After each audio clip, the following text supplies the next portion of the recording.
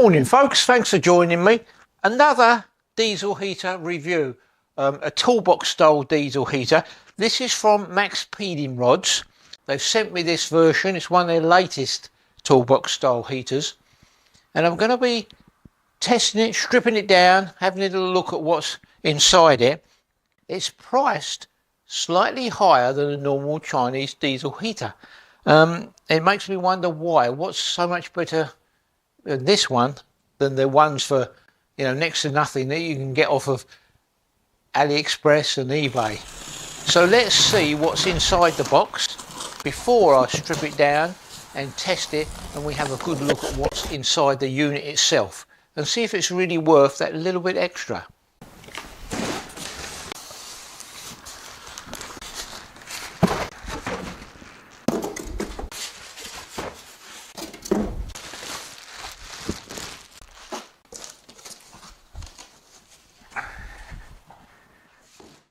Now I won't bore you with everything that's in the accessories box. We'll go through that a little later on in the review, but as you can see, it looks pretty comprehensive. Let's jump straight in with the unit itself. As you can see, it's actually quite a good looking unit as far as toolbox heaters go. Metal casing wrapped around it, plastic sides, decent carrying handle. The base, metal base. It's got the plastic diesel fill tank here and the sight glass, so you can see how much is in it. I'll put all the details here of all specifications. To the front, you've got the hot air outlet, a recess here and a connector. Presumably that's for your controller, so you can have it set in the unit or remote. Nothing on this side, bit of ventilation. I noticed a slot here specifically for when you put the exhaust and the air intake on. You can get a screwdriver straight down onto the Jubilee clips. That's a good idea. And on the back here, you've got the air in and the positive and negative 12-volt connections. So very straightforward, almost foolproof.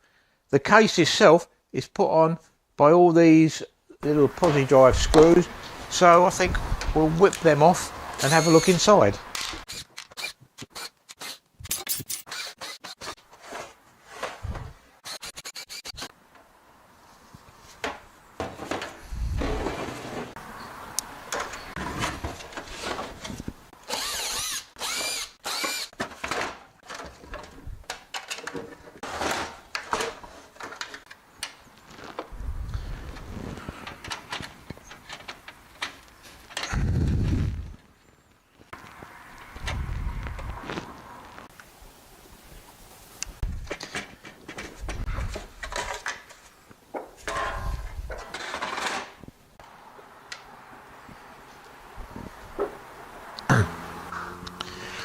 Well, there you go, a very easy unit to strip down, extremely simple in fact.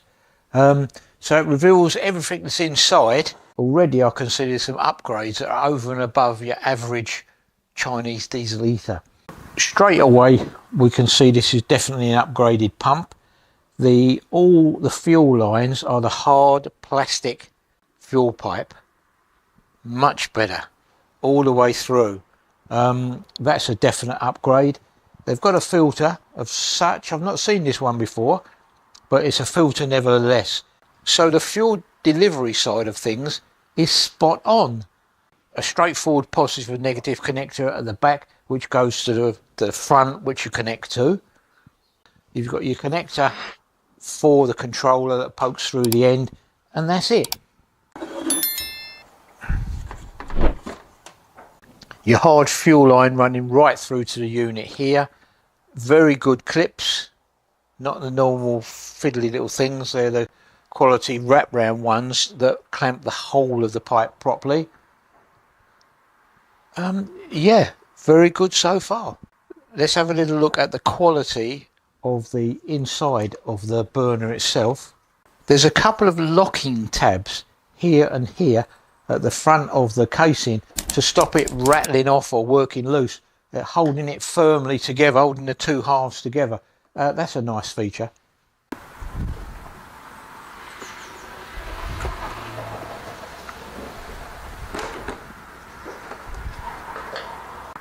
Immediately you can see it looks a better quality than the normal Chinese diesel heater.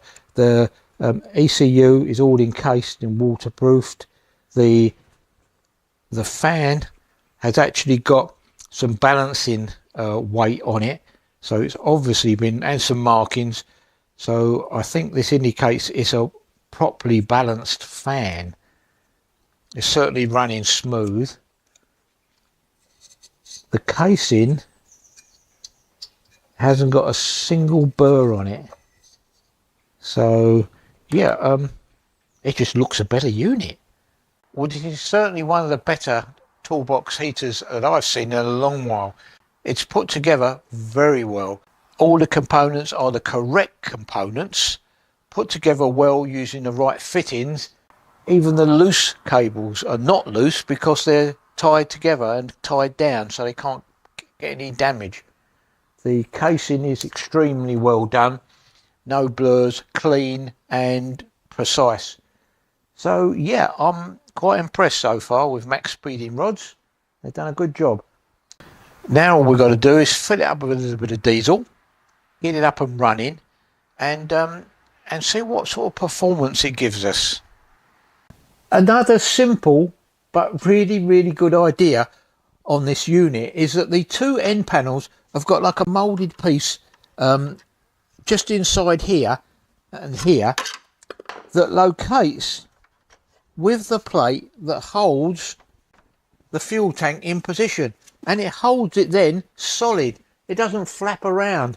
A really simple solution to a problem that I've seen on a lot of toolbox heaters. The fuel tank just flaps about. This way it's all held solid.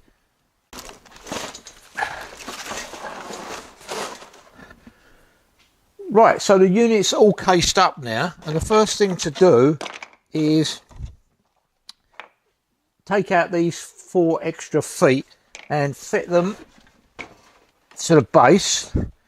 They just slide on.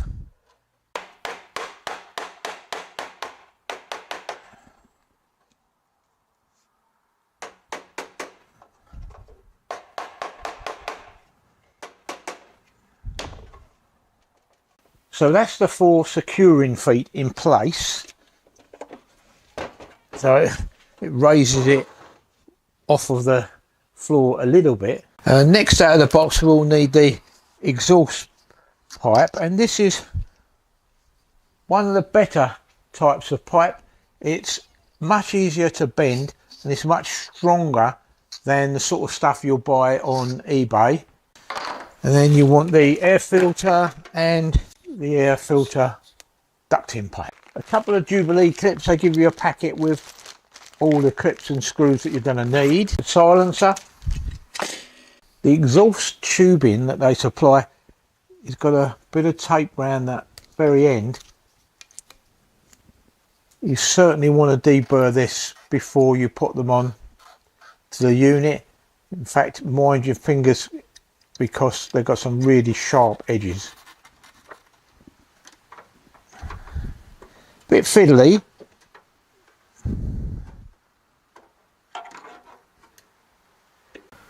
Right, okay, this slot that I raved on about at the beginning for being a good idea isn't. It should be much larger. It should probably be an inch rather than a 3/8 of an inch.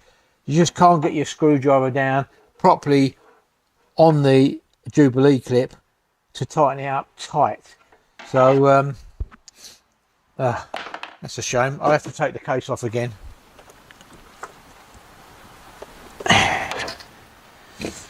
Right, that's got it.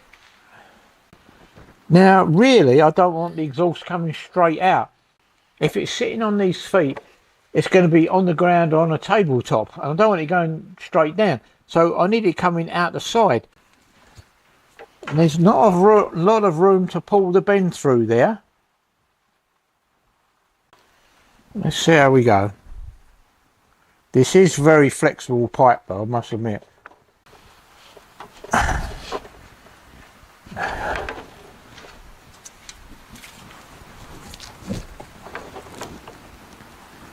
It will go, only just. Now what I would suggest is that you pull a sharp bend on this exhaust pipe before you fit it to the unit, because you've not got enough to overbend it when you have already got it mounted. It'll be forced against the ground, but it needs to be tighter. There's not really a great deal of room at the bottom here for it to come out. I'll start again.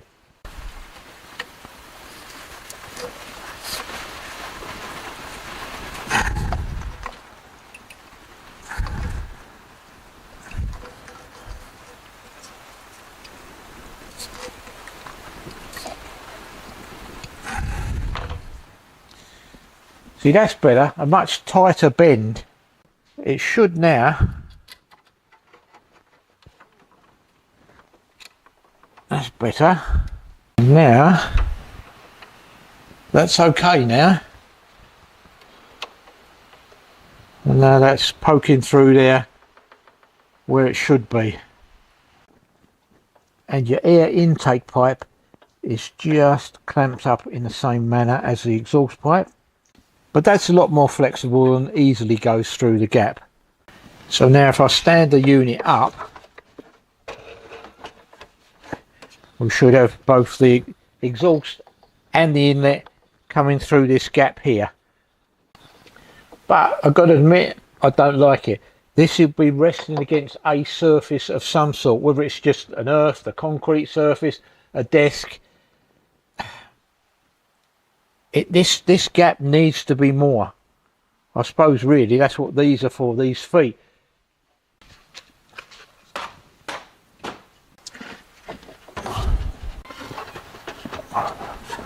So what I'll do, I'll raise it off of the floor on a couple of bits of timber using these extension feet. Then that gives me plenty of clearance, and I know it's going to be safe. You also get a packet of heat wrap that goes around the exhaust, which is very handy, especially if you're routing it past flammable surfaces. It reduces, it doesn't stop the heat from coming through completely, but it certainly reduces it. I won't put that on now because I don't know where it's going finally, but I'll keep it.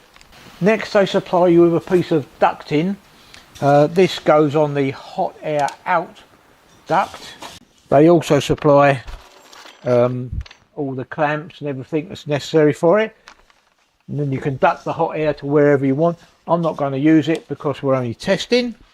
And then you've got your two filters, one for the air and one for the exhaust. This one's turned up slightly bent, but I don't think that's a serious matter.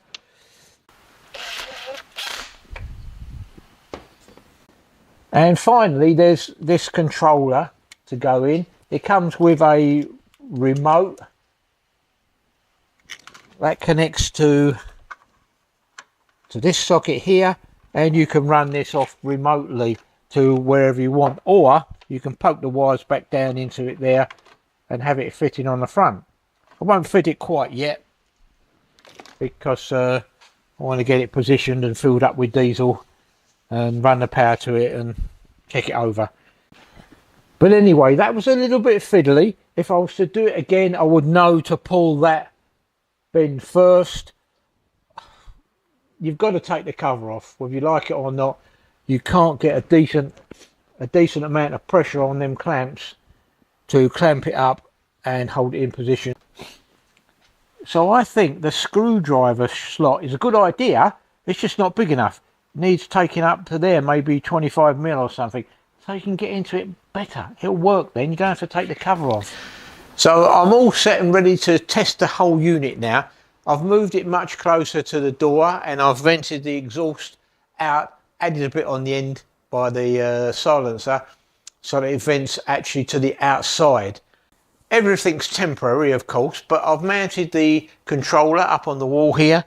I've fixed the frame to the wooden bench and screwed the whole unit down. Only one screw, but enough to stop it moving. I've raised the exhaust pipe off of the wood just a little bit by packing it out with some washers, and I've screwed the air intake up onto the wall. So everything is more or less as it should be. Filled it up with a little bit of diesel, and the power is coming from the all powers. Plugged it into the cigarette lighter socket. I've also put an inline meter so I can gauge what's going on power wise, and then hooked it up to the unit itself. So I've taken the cover off the unit, and first thing we've done is to prime the oil lines. You do this by pressing the up and down buttons simultaneously for a couple of seconds, and the oil pump will cut in and start pumping from the tank to the actual chamber of the burner. The controller shows an oil message and the pump symbol, and also the air is flowing through it during this priming section. And this takes anything up to 5 minutes, so you've really got to be patient. There are some instructions for the initial startup in the quick start guide. It tells you basically to be patient. Now in this video I'm not going to go through all the functions of the controller, because that would be an entirely separate video that I'd need a whole load of time for. But having said that, the instructions are absolutely useless. The booklet that comes with this is about as much good as nothing. It doesn't explain hardly anything about this particular unit. It waffles on about a normal air heater, but not this unit. So that was a disappointment. It's got a quick start guide, but that's about the most useful thing about the information booklet. So that certainly needs upgrading. After a set time, it cuts out and the fan kicks in and basically cleans the chamber out. It blows the air through the chamber for at least 5 minutes again. So this is a slow process first of all, but be patient and your unit will be all set up, ready to fire up. So you can start it up various ways. I'm just going to use the remote. Now there's 3 methods of controlling the unit: by the LCD panel, downloadable Bluetooth app, and the remote control. So this is the initial heating phase, the initial startup phase, where the glow plug is live, and you can see it's only drawing just under 9 amps, which is equivalent to 100 watts. And at this stage it starts to ramp up with fuel and fan speed until it gets to your predetermined settings. I've got it at maximum pump rate, maximum temperature output, and at the moment that's over 75 degrees at the hot air output.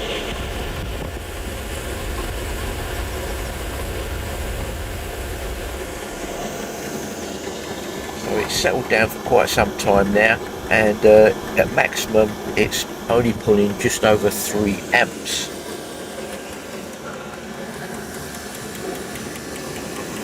The fan speed and fuel delivery rate have just settled down to a constant amount. And a quick check of temperatures: 170 at the exhaust outlet, 57 at the end of the exhaust, and 46 at the silencer. Body temperatures are 18 degrees at the inlet and 43 at the hot air out. So nothing drastically hot.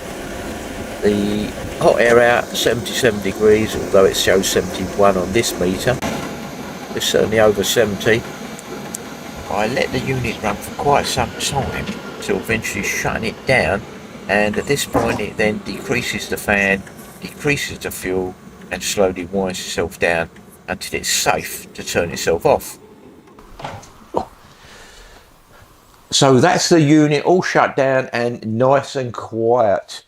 I must admit I found this heater very, very noisy.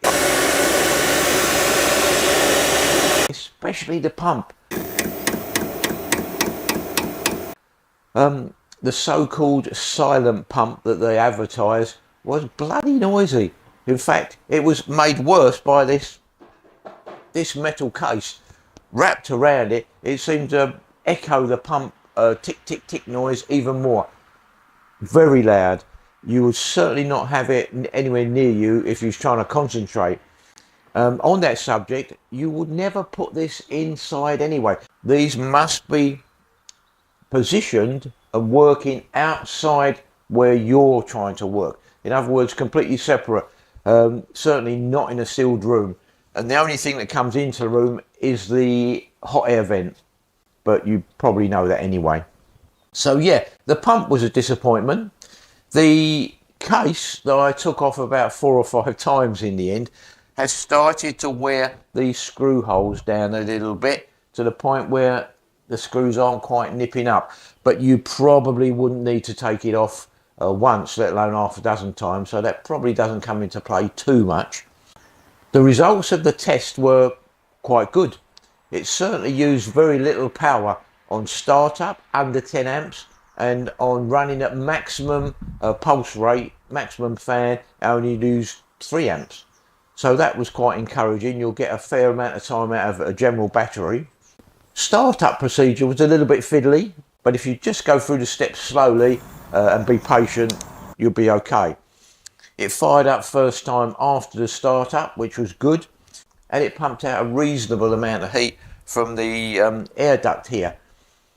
I have had heaters that will pump out a bit more, whether they're a higher kilowatt rating. This is 5 kilowatts, and the amount of heat coming out of this was more than adequate. Overall, this is a good unit. It's pretty well made. It's made of good components, put together well, and it runs okay. There are a couple of points screaming out to me that I really didn't like. The pump and the pump noise is excessive.